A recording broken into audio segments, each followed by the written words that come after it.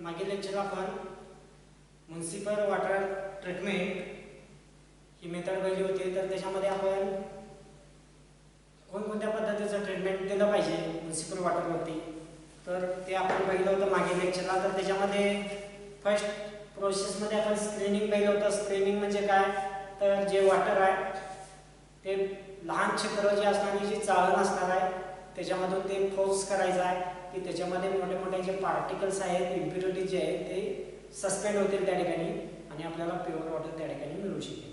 त्यानंतर second process पहिली होती सेडिमेंटेशन. सेडिमेंटेशन म्हणजेच काय, तर एखादा मोठा टँक जो असणार आहे त्या टँकमध्ये पाणी स्टोअर करायचं आहे, साठवायचं आहे आणि 5 ते 6 तास पाणी त्याच्यामध्ये स्थिर ठेवायचं की त्या पाण्याला डिस्टर्ब करायचं नाही. तर त्याच्यामध्ये जी इम्प्युरिटी आहे पाण्यामध्ये ती बॉटमला, टँकच्या बॉटमला सेटल होईल, शिल्लक राहील. म्हणजे टॉपला जे प्युअर वॉटर आहे ते आपण पंपाच्या सहाय्यानं सेपरेट करू शकतो. त्यानंतर थर्ड प्रोसेस मिळली होती कोॲग्युलेशन.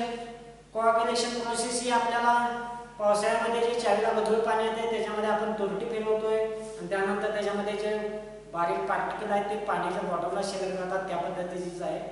तर त्या कोॲग्युलेशन प्रोसेसमध्ये जे एकदम लहान पार्टिकल जे पाण्यामध्ये आहे ते काढून टाकण्यासाठी कोॲग्युलेटिंग एजंट जो आहे ॲलन किंवा फेरस सल्फेट यांचा उपयोग केला जातो त्याच्यामध्ये. तर ते पाण्यामध्ये मिक्स करायचं. ते पाण्यामध्ये मिक्स केल्यामुळे पाण्यामध्ये जे इतर ठिकाणची पसरलेली इम्प्युरिटी आहे लहान लहान साईजची, ती सर्व इम्प्युरिटी एका ठिकाणी येईल आणि पाण्याच्या बॉटलला जमा होईल. पाणी आपण प्युअर वॉटर त्या ठिकाणी सेपरेट करू शकतो. त्यानंतर नेक्स्ट स्टेपमध्ये पहिलं होतं कोॲग्युलेशन नंतर फिल्ट्रेशन. फिल्ट्रेशन म्हणजे फिल्टर सर्वांना माहिती आहे, पाणी फिल्टर करणे. तर त्या ठिकाणी ग्रॅव्हिटी सँड फिल्टर किंवा प्रेशर फिल्टरचा वापर करून जे पाणी आहे ते पाणी पास करायचं आहे. त्याच्यामध्ये जे इनसोल्युबल इम्प्युरिटी आहे लहान साईजची एकदम, ते छोटी इम्प्युरिटी त्याच्यामध्ये सेपरेट होईल. त्याशिवाय त्याच्यामध्ये बॅक्टेरिया, मायक्रो ऑर्गॅनिझम जे आहेत ते देखील मारले जातील. त्यासाठी फिल्ट्रेशन प्रोसेसचा उपयोग केला जातो. त्यानंतर नेक्स्ट स्टेरलायझेशन. स्टेरलायझेशन म्हणजेच काय, तर पाण्यामध्ये आपण फिल्ट्रेशनमध्ये जे इम्प्युरिटी आहे ते काढू शकतोय, पण पाण्यामध्ये जे बॅक्टेरिया किंवा मायक्रो ऑर्गॅनिझम जे आहेत की त्याच्यामुळे आपल्याला डायजेशन होत आहे. त्या डायजेशन ज्यांच्यामुळे होत आहे त्या इम्प्युरिटी जे आहेत त्या इम्प्युरिटी काढून टाकण्यासाठी स्टेरलायझेशन प्रोसेसचा वापर केला जातो. तर त्याच्यामध्ये सर्वात महत्त्वाची पहिली प्रोसेस म्हणजे बॉइलिंग मेथड आहे. बॉइलिंग मेथड म्हणजे काय, तर पाणी उकळायचं आहे. पाणी उकळल्यामुळे पाण्यामध्ये जे बॅक्टेरिया असतील किंवा मायक्रो ऑर्गॅनिझम असतील ते सर्व त्या ठिकाणी मारले जातील. तर ती प्रोसेस आपण हाऊस होल्डसाठी वापरू शकतो, घरगुती उपयोगासाठी. पावसाळ्यामध्ये बघा पाणी गढूळ आलं तर पाण्यामुळे डायजेशन होते बऱ्याच लोकांना. तर ते डायजेशन थांबवण्यासाठी डॉक्टर सांगतात की पाणी उकळून थंड करून प्या, गरम पाणी. तर ते त्याच्यामधले बॅक्टेरिया आणि मायक्रो ऑर्गॅनिझम पाणी उकळल्यानंतर मरतात, त्याच्यापासून आपल्याला डायजेशन होत नाही. त्यानंतर सेकंड आहे मेथड ती क्लोरिनेशन मेथड आहे. क्लोरिनेशन मेथडमध्ये 3 पद्धती आहेत. पहिली आहे ती बायोजिन क्लोरीन गॅस. ती क्लोरीन गॅस पाण्यामध्ये पाठवला जातो. पाण्याबरोबर क्रिया झाल्यामुळे त्याच्यापासून हायपोक्लोरस ॲसिड, त्याला HOCl म्हणतो आपण, आणि नॅसंट ऑक्सिजन तयार होतो. दोन्ही बोथ आर पॉवरफुल जर्मिसाइड्स. दोन्ही कसे आहेत, पॉवरफुल जर्मिसाइड्स आहेत की ते बॅक्टेरिया आणि मायक्रो ऑर्गॅनिझम जे आहेत त्यांना मारण्याचं कार्य चांगल्या पद्धतीने करतात. त्यानंतर सेकंड आहे bye adding bleaching powder. Bleaching पावडरमध्ये साधारण 1 किलोग्रॅम ब्लिचिंग पावडर 1000 लिटर पाण्यामध्ये यूज केला जातो. तर त्या ब्लिचिंग पावडर पाण्यात टाकल्यानंतर त्याच्यापासून क्लोरीन गॅस तयार होतो. तो क्लोरीन पुन्हा वॉटरशी रिॲक्ट होतो आणि त्याच्यापासून HOCl म्हणजेच हायपोक्लोरस ॲसिड आणि नॅसंट ऑक्सिजन तयार होतो. ते दोन्ही पॉवरफुल जर्मिसाइड आणि बॅक्टेरिया आणि मायक्रो ऑर्गॅनिझम मारण्याचं काम करतात. आणि थर्ड प्रोसेस आहे बायोजिन क्लोरीन क्लोरामाइन. आता क्लोरीन आणि अमोनिया 2 पार्ट क्लोरीनचे 1 पार्ट अमोनियाचा अमाइनचा हे रिॲक्ट होतात आणि रिॲक्ट झाल्यापासून त्याच्यापासून क्लोरामाइन तयार होते. त्या क्लोरामाइन ज्यावेळी पाण्याशी रिॲक्ट होते त्यावेळी त्याच्यापासून हायपोक्लोरस ॲसिड आणि नॅसंट ऑक्सिजन तयार होते. आणि ते नॅसंट ऑक्सिजन या ठिकाणी झालेला बघा क्लोरीन आणि अमोनिया रिॲक्ट होऊन क्लोरामाइन तयार झाले. ते क्लोरामाइन पाण्याशी ऑक्सिजन झाले, त्याच्यापासून हायड्रोक्लोरिक ऍसिड झाले, त्याच्यापासून पुन्हा नसेंट ऑक्सिजन बनलेला आहे. तर हे हायड्रोक्लोरिक ऍसिड आणि नसेंट ऑक्सिजन दोन्ही पॉवरफुल जर्मिसाइड्स आहेत. ते बॅक्टेरिया आणि मायक्रो ऑर्गॅनिझम जे पाण्यामध्ये आहेत त्यांना मारण्याचं काम ते करतात. आता त्यानंतर पुढची प्रोसेस आहे ओझोनायझेशन प्रोसेस. आपण बघू.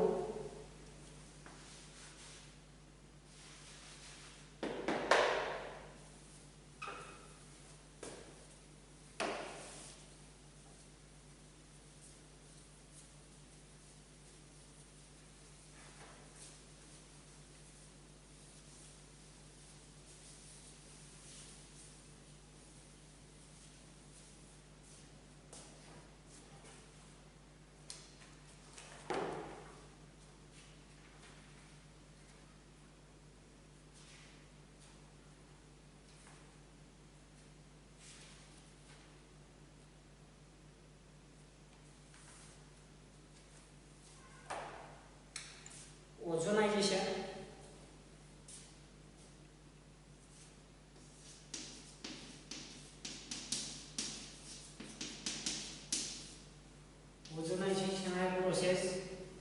ओझोनायझेशन मध्ये O3 आहे,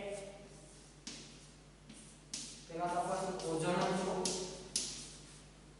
ओझोन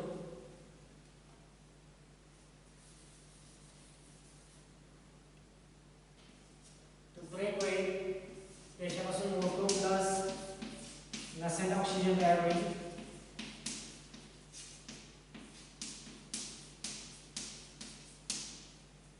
नसेंट ऑक्सिजन.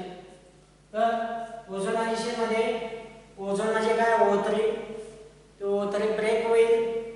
ब्रेक झाल्यामुळे त्याच्यापासून O2 आणि नसेंट ऑक्सिजन तयार होईल. हा नसेंट ऑक्सिजन पॉवरफुल जर्मिसाइड आहे. It can be kill the bacteria and micro organism from water. तर पाण्यामध्ये जे बॅक्टेरिया आणि मायक्रो ऑर्गॅनिझम्स आहेत ते मारण्याचं काम हा नसेंट ऑक्सिजन करतो. हे बघा, हे दोन ऑक्सिजन आणि हा एक ऑक्सिजन मिळून O3 हा ब्रेक झालेला आहे. त्याच्यापासून O2 प्लस नसेंट ऑक्सिजन मध्ये आहे. हा नसेंट ऑक्सिजन जर्मिसाइड आहे. हा बॅक्टेरिया आणि मायक्रो ऑर्गॅनिझम जे आहेत त्यांना मारण्याचं काम करतो. ठीक आहे. नेक्स्ट त्याच्यामध्ये प्रोसेस बघू आपण. रिएक्शन नेमके by adding KMnO4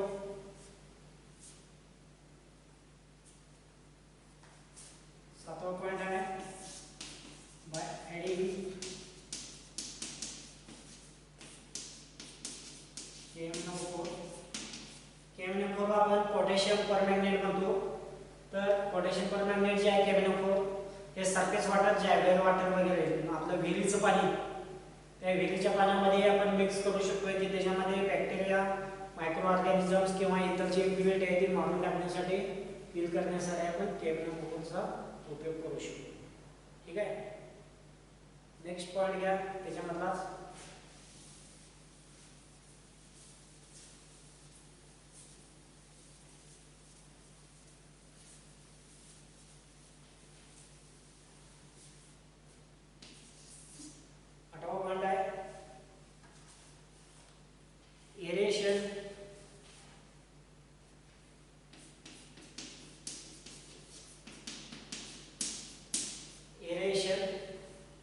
The process of spraying water, the process of spraying water in the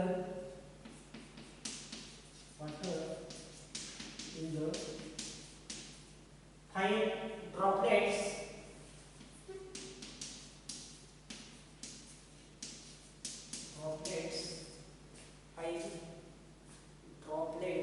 into the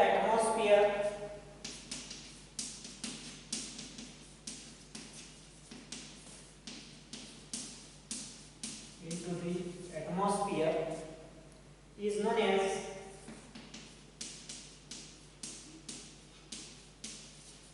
aeration.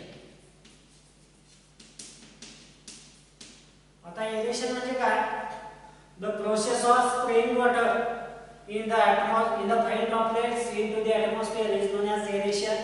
तर काढा पाण्याचे कारंजे असतात. तर त्या पद्धतीनं पाणी काय करायचं, जे इम्प्युअर वॉटर आहे त्याच्यामध्ये बॅक्टेरिया आहेत, मायक्रो ऑर्गॅनिझम्स आहेत, अशुद्ध पाणी आहे, कारखान्याचं पाणी आहे, ते पाणी त्याच्यातनं काय करायचं आहे, स्प्रे करायचं आहे कारंजेच्या स्वरूपात. कारंजा सर्वांनी बघितलं असेल तर ते पाणी कारंजेच्या स्वरूपात काय करायचं आहे, ड्रॉप वाईज स्प्रेड करायचं आहे ॲटमॉस्फिअर मध्ये.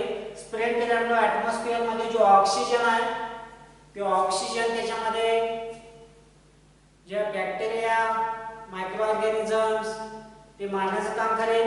त्याशिवाय अल्ट्राव्हायोलेट रेज जे सूर्याची किरणे, UV rays of sun, UV म्हणजे काय, यूव्ही म्हणजे अल्ट्राव्हायोलेट रेज ऑफ सन, सूर्याची जी किरणं आहेत ती सूर्याची किरणं देखील त्या पाण्यावरती पडते आणि त्याच्यामध्ये जी इम्प्युरिटी आहे ती मारण्याचं काम करते. त्यासाठी एरेशन प्रोसेस वापरली जाते.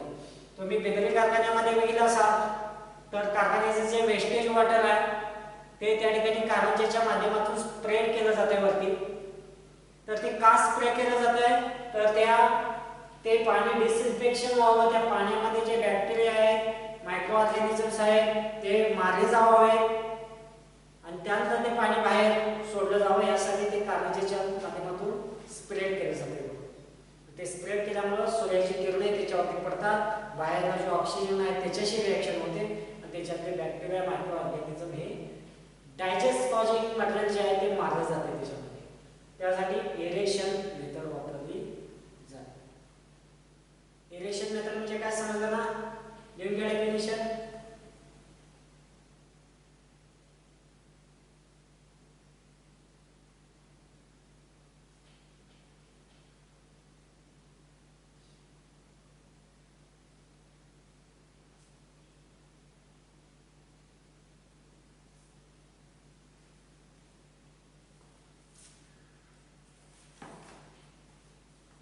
नेक्स्ट मेथड आहे अल्ट्राव्हायोलेट रेज.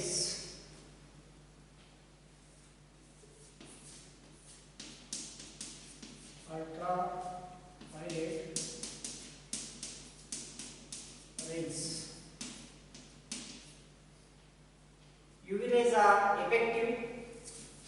UV म्हणजे ultraviolet rays are effective in killing all the types of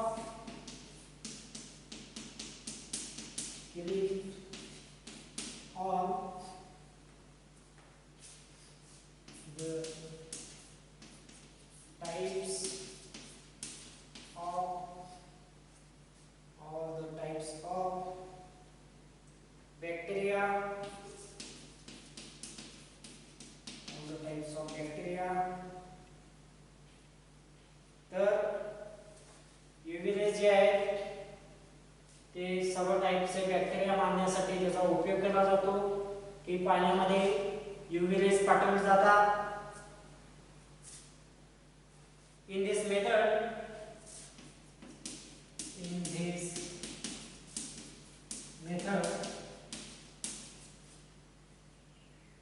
UV rays are simply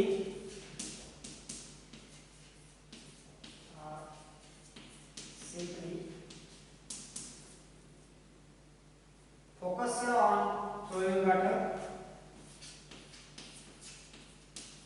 Focused on flowing water. तर UV रेज जे आहे अल्ट्राव्हायोलेट रेज ते वाहतं जे पाणी असणार आहे त्याच्यावरती फोकस केले जातात आणि त्याच्यामध्ये जे बॅक्टेरिया आहेत ते मारण्याचे काम केलं जाते त्या ठिकाणी. दोन्ही डेफिनेशन लिहून घ्या. इरेक्शन, अल्ट्राव्हायोलेट रेज दोन्ही लिहून घ्या.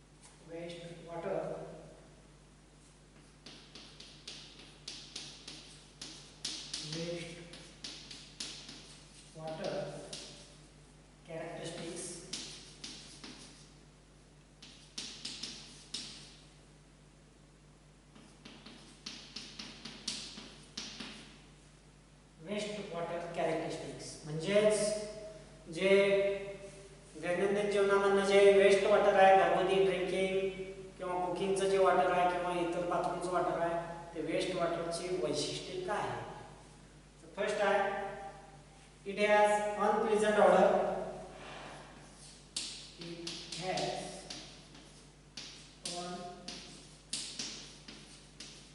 unpleasant odor. Unpleasant odor. Color.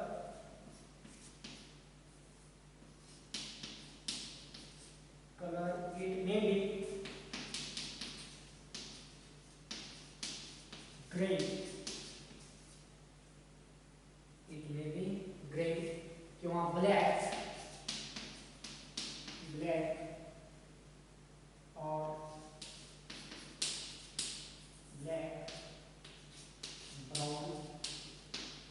तर वेस्ट वॉटरचं पहिलं वैशिष्ट्य काय तर पाणी ते अनप्लीझंट ऑर्डर की त्या पाण्याचा उग्र वास येतोय घाण वास येतोय चांगला वास येत नाही तुम्ही गटरचं पाणी पिलं असेल तर गटरच्या पाण्याचा कधी स्मेल बघा वाटमध्ये उभा असाल तर त्याचा उग्रच वास येतोय त्याचा कलर वेगळा असा तर ग्रे कलर किंवा ब्लॅक कलरचंच पाणी असते किंवा ब्राऊन कलरचं पाणी असते बघा तुम्ही गावामध्ये गटर जे आहे ज्यावेळेला जेव्हा पाणी येते किंवा धुण्याचं पाणी वगैरे सर्व पाणी त्याच्यातून वेस्ट होते तर त्या पाण्याचा कलर ग्रे किंवा ब्लॅक किंवा ब्राऊन असतोय आणि त्याचा वास देखील कसा आहे अनप्लेझंट ऑर्डर त्या बेकरी कारखान्यामध्ये सुद्धा पाणी जे आहे वेस्टेज त्यांचं त्या कारखान्याचं बेकरी असो कुठलाही कारखाना असो त्या पाण्याचं जे वेस्टेज पाणी आहे त्याचं तुम्ही वास घेतला तर त्याचा ऑर्डर हा अनप्लेझंट आहे उग्र वास येतोय सेकंड घ्या वेस्ट वॉटर कंटेन्स वेस्ट water contains pathogenic microorganisms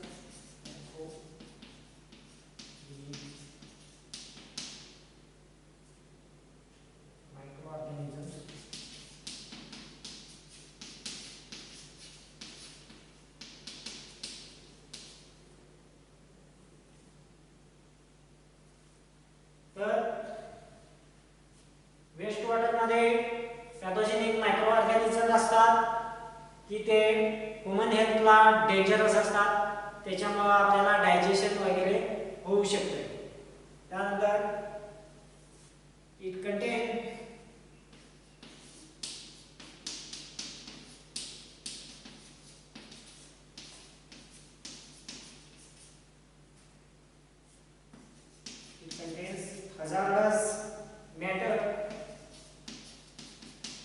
hazardous matter such as heavy metals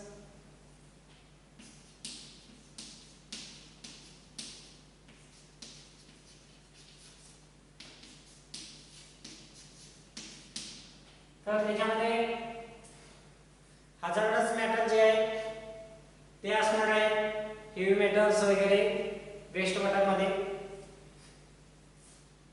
it produces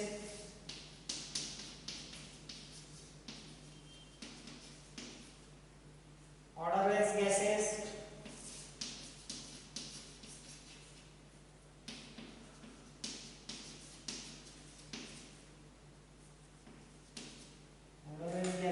and bad smell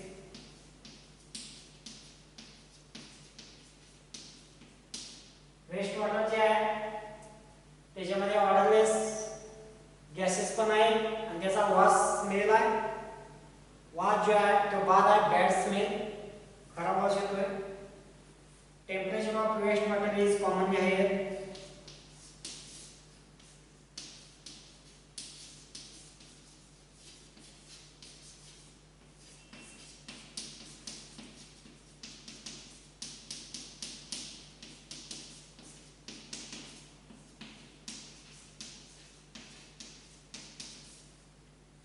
commonly higher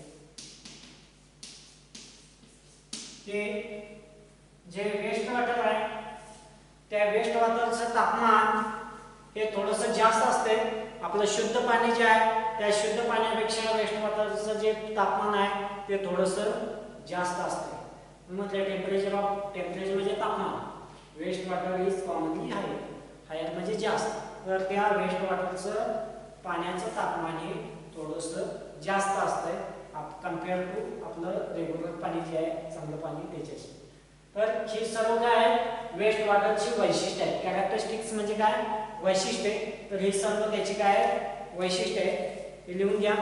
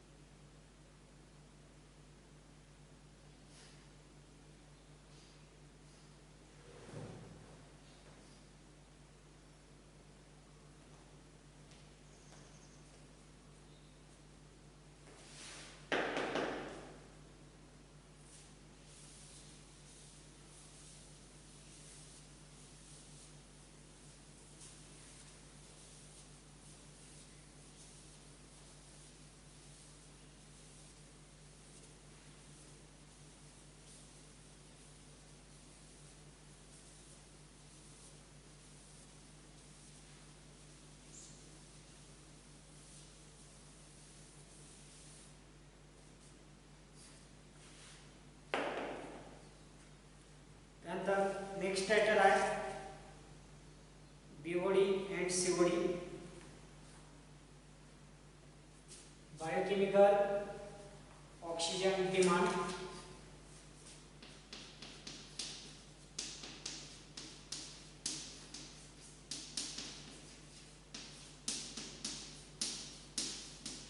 biochemical oxygen demand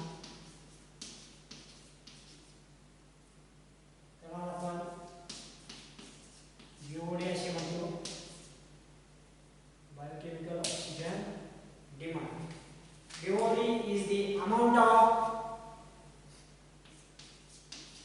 BOD is the amount of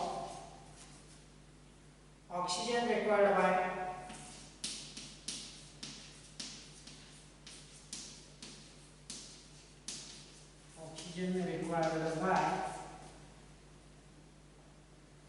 aerobic microorganisms. Aerobic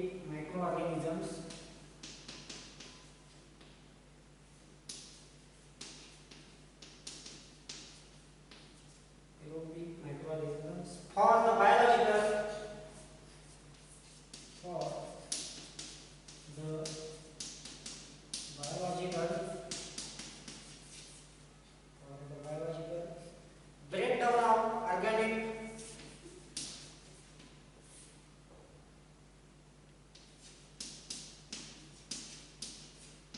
breakdown of organic matter,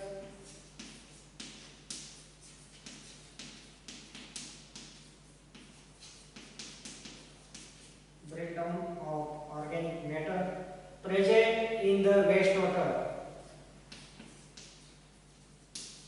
Present in the waste water.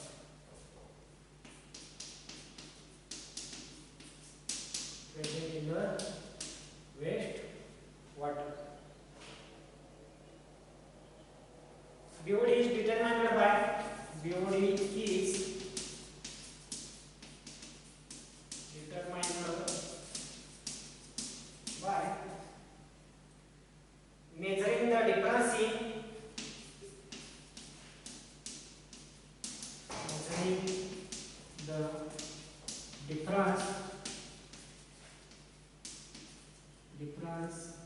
in dissolved oxygen levels, dissolved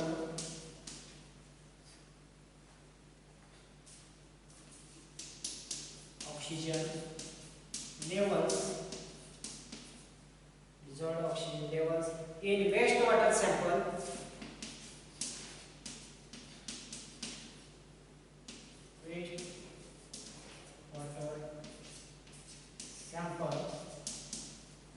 wastewater sample before and after, before and after incubation,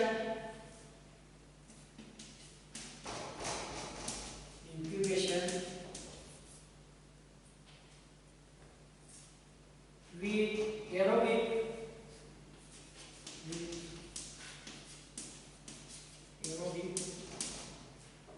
microorganisms,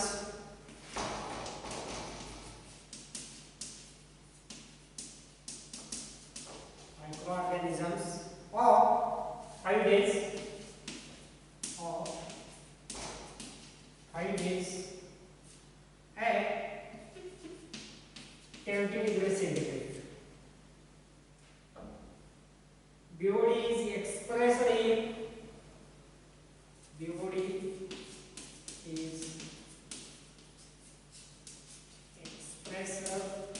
in milligram per liter.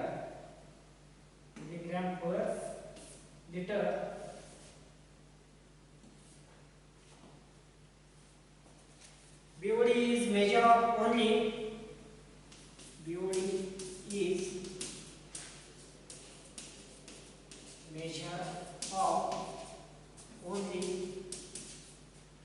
biodegradable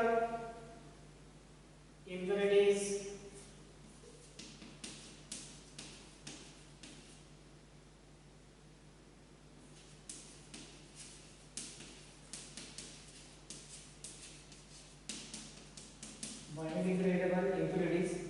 present in water.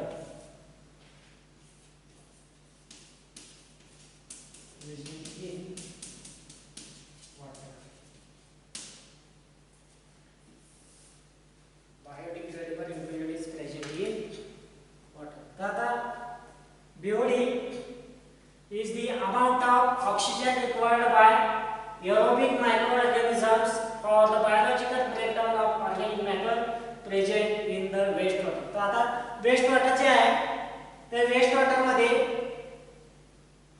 जे bacteria आहेत, micro organisms आहेत, ते मारण्यासाठी, kills करण्यासाठी, त्याचं degradation करण्यासाठी किती oxygen लागतो त्याला आपण काय म्हणतो, biological oxygen demand, biochemical oxygen demand. की त्या वेस्ट वॉटर मध्ये जे ऑर्गॅनिक मॅटर आहे ते ऑर्गॅनिक मॅटर डिस्ट्रॉय करण्यासाठी, मारण्यासाठी, मायक्रो ऑर्गॅनिझम्स मारण्यासाठी किती प्रमाणात ऑक्सिजन लागतो त्याला आपण काय म्हणतो, बायोकेमिकल ऑक्सिजन डिमांड. आता बायोकेमिकल ऑक्सिजन डिमांड हा determined by measuring the difference in the dissolved oxygen level in wastewater sample before and after incubation of aerobic microorganisms of 5 days at 20 degrees centigrade. तर त्या एखाद्या समजा आता beaker मध्ये की एखाद्या पॅक्ड बॉटल मध्ये आपण वेस्ट वॉटर भरलेला आहे, त्याच्यामध्ये आपण ऑक्सिजन मेजर केलेला पाठवलेला आहे, तर त्याच्यामध्ये 5 दिवस ती बॉटल पॅक करून ठेवायची आहे 20 डिग्री सेंटीग्रेड टेम्परेचरला. 5 डेज बीओडी मेजर करण्यासाठी किती दिवस लागतात, तर 5 डेज. ऑब्जेक्टिव्हला माहिती पाहिजे तुम्हाला, बायोकेमिकल ऑक्सिजन डिमांड, बीओडी म्हणजे कोण, बायोकेमिकल ऑक्सिजन डिमांड. ते मेजर करण्यासाठी किती दिवस लागतात, 5 डेज लागतात 20 डिग्री सेंटीग्रेड. त्याचं युनिट आहे मिलीग्रॅम पर लिटर. तर त्या बॉटल मध्ये काय करायचं आहे, ऑक्सिजन पास करायचा आहे.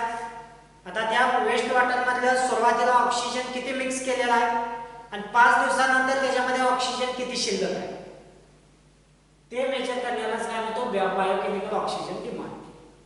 काय सांगितलं, वेस्ट वॉटर घेतलेला आहे पॅकबंद बॉटल मध्ये, त्याच्यामध्ये ऑक्सिजन पाठवलेला आहे. तर सुरुवातीला ऑक्सिजन स्टार्टिंगला किती आहे त्याच्यात ऑक्सिजनची लेवल चेक करायची आहे आणि त्यानंतर 5 दिवस ती बॉटल पॅक करून ठेवायची आहे. ऑक्सिजन त्या वेस्ट वॉटर मध्ये जे बॅक्टेरिया आहेत, मायक्रो ऑर्गॅनिझम्स आहेत, त्यांना मारण्याचं काम करेल त्या ठिकाणी. 5 दिवसानंतर त्याच्यामध्ये ऑक्सिजनची लेवल किती कमी झाली ती चेक करायची आहे. तर त्या दोन्हीचा डिफरन्स म्हणजेच काय, बीओडी, बायोकेमिकल ऑक्सिजन डिमांड. तर तो मेजर करण्यासाठी आपल्याला 5 डेज कालावधी लागतोय. ऑब्जेक्टिव्हला लक्षात ठेवा, 5 डेज यापूर्वी फायनल एक्झामला देखील आलेला आहे आणि त्याचं युनिट आहे, it can be expressed as milligram per litre. हे युनिट देखील लक्षात ठेवा. आणखी एक महत्त्वाचा पॉइंट आहे, BOD is measure of only biodegradable कशाचं मेजर आहे, फक्त मेजरमेंट करू शकते की बायोडिग्रेडेबल जे इम्प्युरिटीज आहेत त्यांचं फक्त करू शकते, नॉन बायोडिग्रेडेबलचं करू शकत नाही. ऑब्जेक्टिव्हला लक्षात ठेवा, बीओडी फक्त मेजर कोणाचं करते तर बायोडिग्रेडेबल इम्प्युरिटी जे आहेत त्यांचं करू शकते, नॉन बायोडिग्रेडेबल इम्प्युरिटीचं मेजरमेंट करू शकत नाही.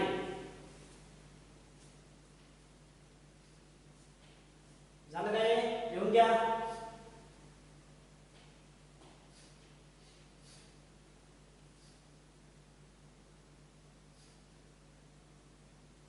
परत एकदा सांगतोय की बायोकेमिकल ऑक्सिजन डिमांड हे ऑक्सिजन वेस्ट वॉटर मध्ये जे ऑर्गॅनिक मॅटर आहे ते मारण्यासाठी वापरला जातो. पण सुरुवातीला त्या पॅकबल बॉटल मध्ये सुरुवातीला ऑक्सिजन किती आहे आणि त्यानंतर किती शिल्लक 5 दिवसानंतर किती शिल्लक उरलेला त्या डिटरमाइनला मेजरिंग टाकल्यानंतर आपण बायोकेमिकल ऑक्सिजन डिमांड म्हणतो. त्याचा कालावधी आहे 5 डेज, युनिट आहे मिलीग्राम पर लिटर. आणि बीओडी फक्त मेजरमेंट बायोडिग्रेडेबल इम्प्युरिटीजच करते, नॉन बायोडिग्रेडेबल इम्प्युरिटीचं मेजरमेंट करू शकत नाही. लिहून घ्या ते.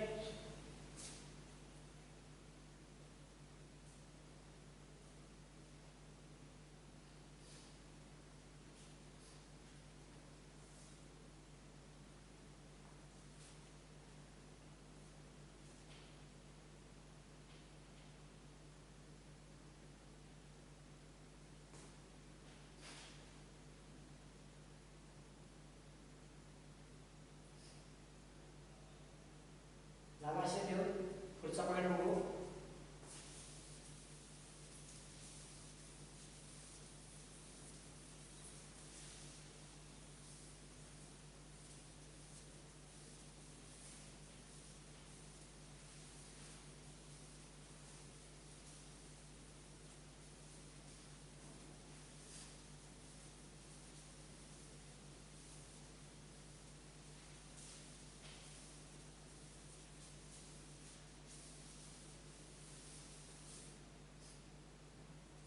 पुढचा पॉईंट आहे केमिकल ऑक्सिजन डिमांड.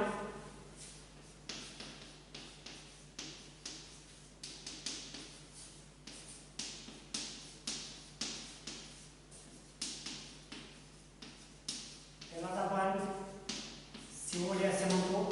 सीओडी म्हणजे chemical oxygen demand. The amount of oxygen required, the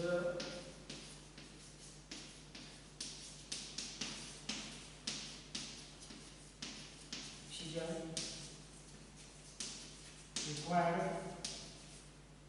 amount of oxygen required by organic matter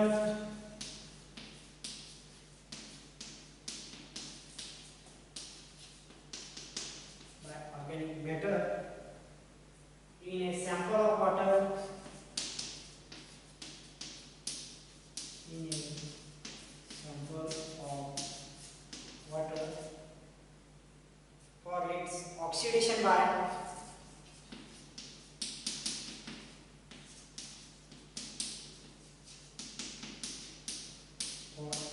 oxidation by a strong chemical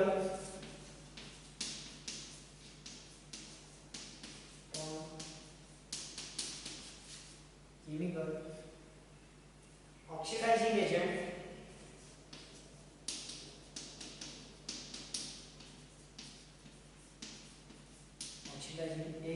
such as K2Cr2O7,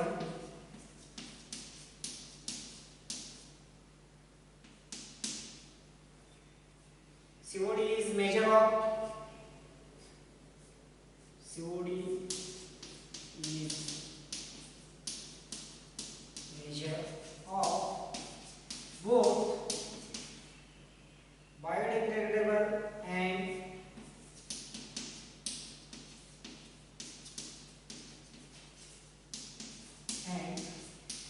non biodegradable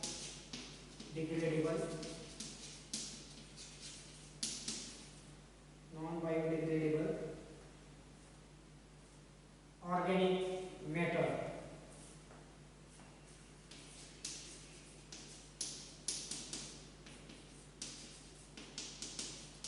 Organic matter. तर chemical COD म्हणजे कोण chemical oxygen demand त्याला COD म्हणतो आपण. The amount of oxygen required by organic matter in a sample of water for its oxidation by a strong chemical oxidising agent such as K2Cr2O7. K2Cr2O7 हा chemical oxygen chemical mix करायचा आहे त्याच्यामध्ये, आणि त्याच्यामध्ये जो oxygen आहे तो त्याच्यामध्ये इम्प्युरिटी आहे त्याचं ऑक्सिडेशन घडवून आणि त्या प्रोसेसला आपण केमिकल ऑक्सिजन निर्माण म्हणतो. की याच्यामध्ये K2Cr2O7 हा ऑक्सिडायझिंग एजंट मिक्स करायचा, त्याच्यामध्ये ऑक्सिजन आहे किंवा ते इम्प्युर ऑर्गॅनिक मॅटर जे आहे ते ऑर्गॅनिक मॅटरचं ऑक्सिडेशन घडवून आणि त्याच्यामध्ये बॅक्टेरिया जे आहेत मायक्रो ऑर्गॅनिझम्स आहेत त्यांना मारण्याचं काम करेल. जे केमिकल वापरलं आहे म्हणून त्याला आपण म्हणलं केमिकल ऑक्सिजन डिमांड. हे जे केमिकल वापरलेलं आहे त्या केमिकलसाठीच आपण म्हणलं केमिकल ऑक्सिजन डिमांड. की ते केमिकल मिक्स केल्यानंतर त्याच्यामध्ये ऑर्गॅनिक मॅटर आहे त्याचं ऑक्सिडेशन घडून येईल. COD is measure of both biodegradable and non biodegradable organic matter. COD हे दोन्हीचंही मोजमाप करण्याचा जे बायोडिग्रेडेबल इम्प्युरिटी आहे आणि नॉन बायोडिग्रेडेबल जे आहे इम्प्युरिटी किंवा ऑर्गॅनिक मॅटर त्या दोन्हींचंही मेजरमेंट करण्याचं काम कोण करते सीओडी. बायोकेमिकल ऑक्सिजन डिमांड हे फक्त बायोडिग्रेडेबल इम्प्युरिटीचं मेजरमेंट करते, पण सीओडी हे केमिकल ऑक्सिजन डिमांड हे दोन्हीचंही biodegradable and non biodegradable organic मॅटरचं मेजरमेंट करण्याचं काम करते. ठीक आहे. केमिकल ऑक्सिजन डिमांड म्हणजे काय समजलं असेल तर जे केमिकल आहे कुठलं K2Cr2O7 हा एजंट आहे ऑक्सिडायझिंग एजंट हा त्याच्यामध्ये मिक्स करायचा वेस्ट वॉटर मध्ये, त्याच्यामध्ये जे ऑर्गॅनिक मॅटर जे आहे ते मारण्याचं काम होईल त्या ठिकाणी ऑक्सिडेशन त्याचं घडून येईल. त्याच प्रोसेसला आपण केमिकल ऑक्सिडायझिंग डिमांड असे म्हणतो. लिहून घ्या.